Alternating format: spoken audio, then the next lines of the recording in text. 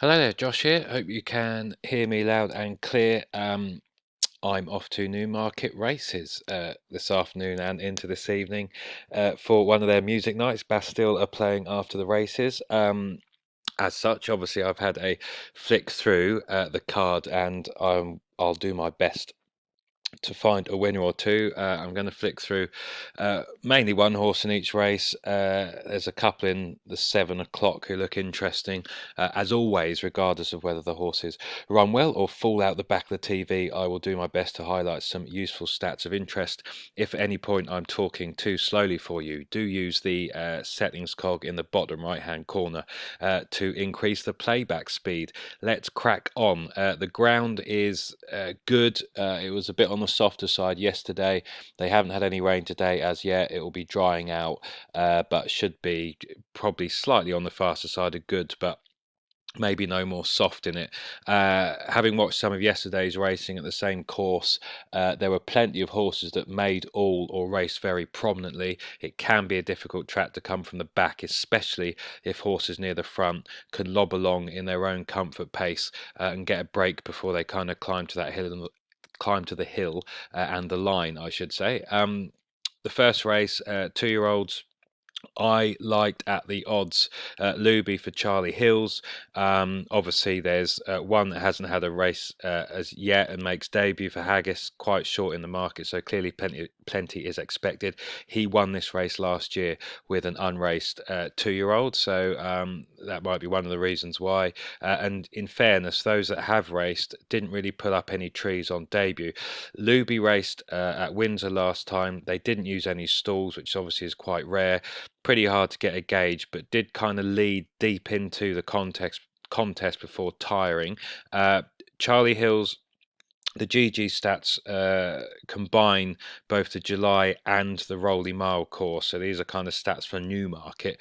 But Charlie Hills at Newmarket in the last year has fired in a fair few winners, which is decent. So we've got some stats support for this filly. And I did just dig into Horse Race Base actually, which I'll just jump over to. For those of you who like micro angles, you can note this down. Charlie Hills, as you can see here, Newmarket July course, horse age 2. Horse had one run in their career, so now making their second career start, which Luby is, sent off 8-1 or shorter. 6 from 14, 8 places, plus 17 Betfair SP in the last, well, let me just check, goes back quite a way actually, back to 2012. And the last is 3 from 3 with these types recently. So that is a micro angle that may well just keep ticking along in time. And if you've got some system software, Horse Race Base, or the GG's report angles, etc., you can save that, and yeah, with any luck Luby may add to those stats. But yeah, that's that one. And the other thing I should say, a chance she races prominently, which she did at Windsor, which may be no bad thing either. Right, let's skip on to the 550. Moonlit Cloud bolted up twice, run well second. There has been well found around 2-1. I'm hoping the big weight might find her out. Swing to the Stars was fancied. The Ian Williams horse up in trip, can be patiently ridden. Maybe they'll change now up in trip. I thought a bit short if they were going to come from the back. Flash Bardot, interesting as a pace angle. I'll show the pace map in a minute. The one I've landed on is the James Ferguson horse here, number 7. First time cheek pieces. Ferguson and Daniel Muscat do well at, again, the combined Newmarket tracks in the last 5 years. 3 from 12, 5 places, plus 7. That's solid enough. James Ferguson's are not firing in loads of winners, but the place stats are okay. Maybe the yard could be in better form, but the horse at least arrives in form. She has run well the last twice in this class over this distance. Maybe not running on such quick turf could be a positive. I don't know. That's a bit of an unknown. Went to Pontefract, dwelt at the start, ran fairly well in races that are working out well, and this race has produced a winner as well. Prominent, outpaced, rallied, went second inside final furlong, kept on. I thought in the first time cheek pieces may help her concentrate. Daniel Muscat in that first time headgear may be more aggressive. If she can hold a more prominent position, she might indeed enjoy running up that hill, because she has shaped as if this trip might be at the minimum. Unexposed 3-year-old, gets a bit of weight, of course, is rated 70, and I thought might well give some of these older horses something to think about. Here's the pace map. They will be drawn. One is against this near side, technically a right-handed course, a July track. And yes, so the Jack Shannon horse might bounce out and get prominent.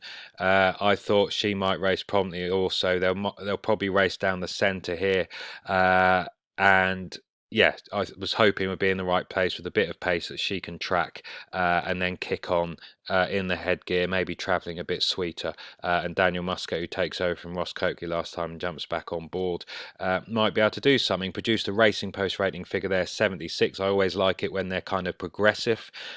With unexposed horses, and indeed when they're a few pounds above their current mark, I always think that's a solid sign that there could be more to come from their official rating.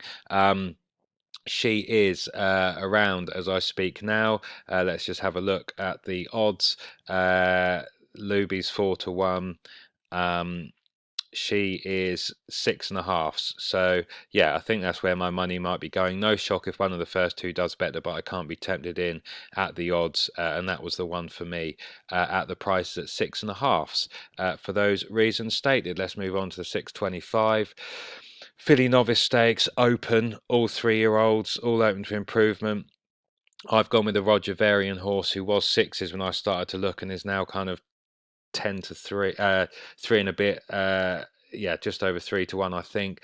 The reason why had this form behind Coppice, who won a decent handicap at Royal Ascot fairly comfortably, probably bumped into a potential group horse in that novice race at Newcastle, then ran at Windsor. Hampered late. I haven't watched any of these replays and stuff, which I normally like to do, but that race has worked out okay. That was a Class 2 maiden, drops into a Class 4. I'm going to ignore Southall, sent off 7-4, slowly into stride, never travelled. Maybe it was a track, maybe it was an off day. Reappears 17 days later, hopefully nothing wrong. Has a big speed rating figure here. These are Dr. Peter May's figures, which might be indicative, hopefully. And yeah, got a bit more experience, bit more nous, stays over the same trip, but hopefully it might be clicking now. There's a chance bumps into one, of course, again. It's an open race. It's not one I would be ultimately dogmatic on. These 4 down here need plenty more. The Hannon's one making debut. The rest are kind of much for muchness, really. John Gosden, Thady Gosden might take a big step forward.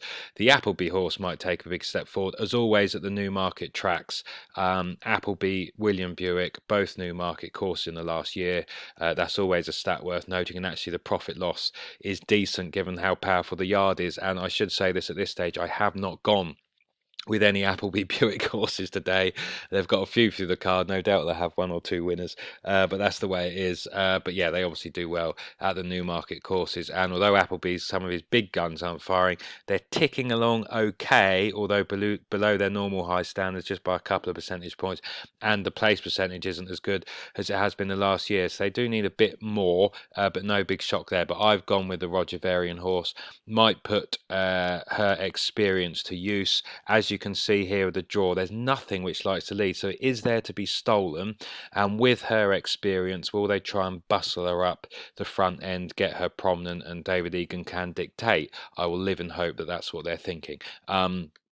So that's that race. I'm speaking at 1:15, and yeah, 7-2 might drift back out. You can see it's fairly open there as maidens go. There's no kind of steamers as yet, really. So the Roger Varian horse for trackside money, even at 7-2, even though I know 6s existed, will probably get my fiver. Whether or not she's still value, time will tell. The 7 o'clock. I am going for a couple here. Le Riviere for the Murphy Keeley team and Miss Millie Winnicott, and I'm going to go Cabinet of Clowns also. If I just click the Instant Expert, Giovanni Baglioni won this last year actually, now gets first time blinkers. If I just put the win and place on all runs, Cabinet of Clowns has placed at this course similar time of last year. So has Le Riviere. So yeah, conditions look fine. I'll touch on pace. which was interesting enough. The Tom Clover one might race prominently. Millie was quite aggressive last time on this one. She might get prominent on hers as well. And Cabinet of Clowns can race prominent again. Another race where a switched on jockey, it might be there to be able to be dictated from the front. When that's the case, when there's no necessarily out and out pace, two or three of them can actually think they can steal it, and then actually you do get a solid, decent gallop. So we'll see how that pans out. It might be falsely run. Time will tell. But yes, what was I going to say here?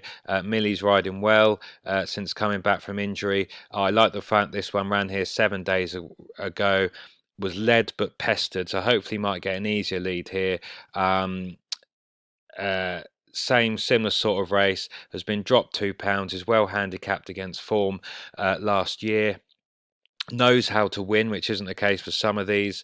Yeah, 1 off 73 there, so is now well handicapped again. Has course form, has course experience. I thought a repeat of that last run, maybe not getting pestered, should see this horse, this Bay Gelding, bang there. So I thought that looked okay at its price. And the other one was Cabinet of Clowns, down in class. Leicester seemed to be a bit of a write-off, never really going. The run before that on the Rolling Mile, that was decent enough in a Class 3. Second run of the season, but if I go back, not beaten far on the July course in the Class 3, maybe in a steadily run, but was kind of a few pounds higher. Charlie Bishop takes over, wasn't riding the last two starts. That was an okay form, and I thought Cabinet of Clowns, down in class, only has one win in a novice, but highly tried at Class 3, had some Class 3 form, and now is running in this Class 5.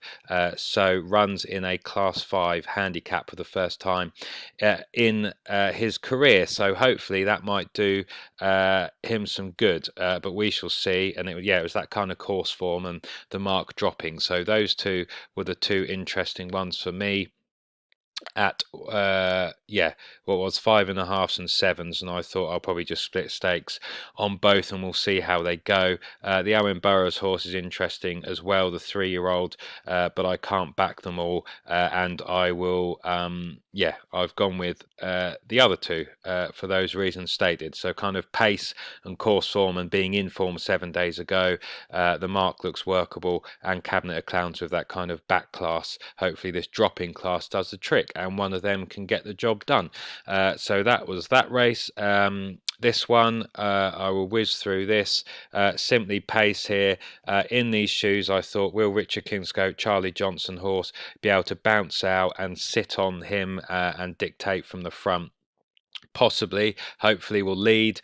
Whether good enough to stay there, we'll see, but down 2 classes, has won at Beverley, might appreciate this slight ease in the ground if it is on the easy side of good. We'll see how much it dries out. Has course experience, on the Rolly course has experience, I should say. I think leading and dictating can be worth plenty. Havana Blue did hack up on the Rolling Mile, but held up short price, so possibly a forecast. In these shoes may get out and dictate. Will Havana Blue overtake him up the hill and late on? Will the front two be clear, or will In the Shoes get away on the front end? So kind of pace was the reason for that one.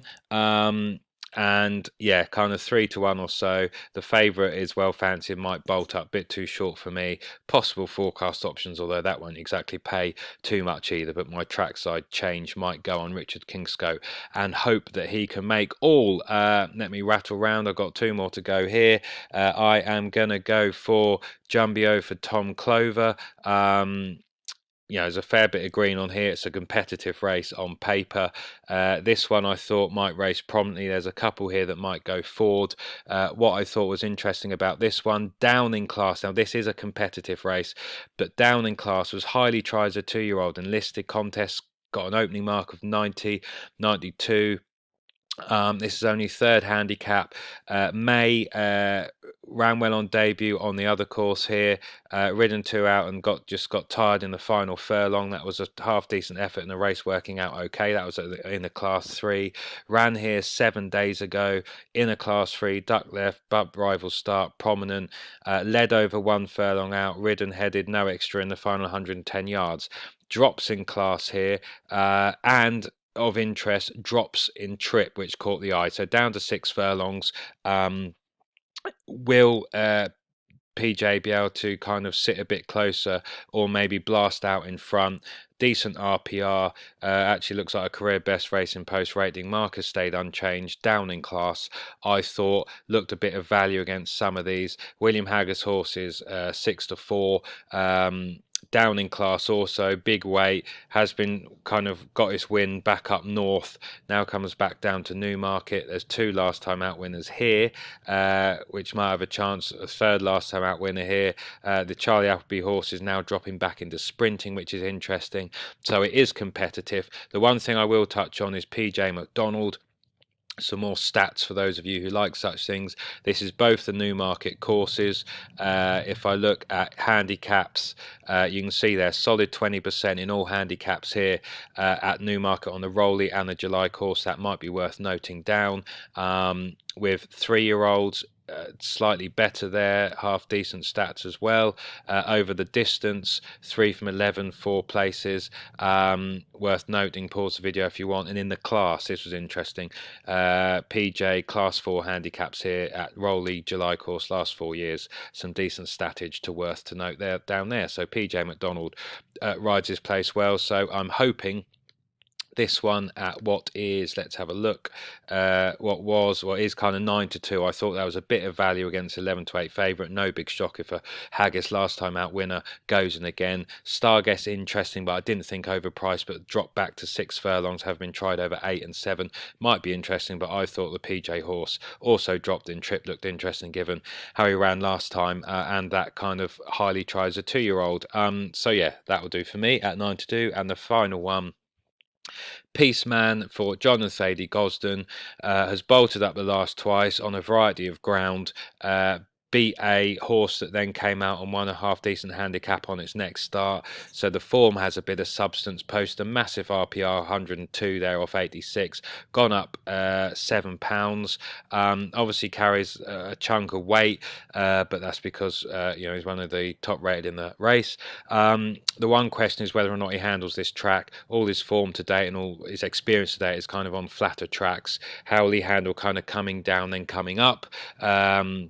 We shall see, but I actually thought 7 to 2 here looked on the generous enough side for a Jonathan Gosden horse on a hat trick who absolutely bolted up last time in a race which is working out well. We will see if that pans out. Won't mind what the ground does. At 7 to 2, that one was for me. Nothing else jumped out at this stage, although first sight is obviously going to be interesting. Maybe that is the Appleby Buick winner on the day. First start 154 days, handicap debut.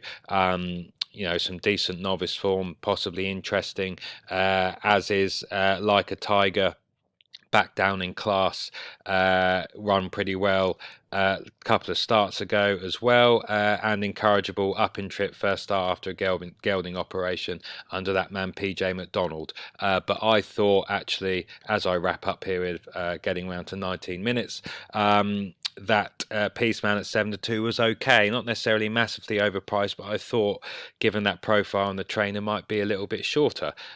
So 7 to 2 will do for me. It'll be interesting if any more money comes, or any money comes for these next 3 in the market after that. But yes, with that said, I think I've said enough. I've touched on kind of a handful of stats there of interest to take forward regardless of what they do, and as usual I've used pace, profiles, and everything else. So with that said, thanks for watching. Wish me luck. You'll know where my money's going trackside later on. Hopefully I can find a winner or 2. We shall see, but it is competitive stuff actually, which is a good thing for this Newmarket card. Sometimes there can be 3 or 4 runner races on these music nights and the racing's a bit naff, but not tonight. Some good content. contest. So wherever you are watching it from, if indeed you are watching it, I hope you enjoy, and I hope I have helped you have a profitable evening. But with that said, thanks for watching. Until the next time, this is Josh saying take care and bye for now.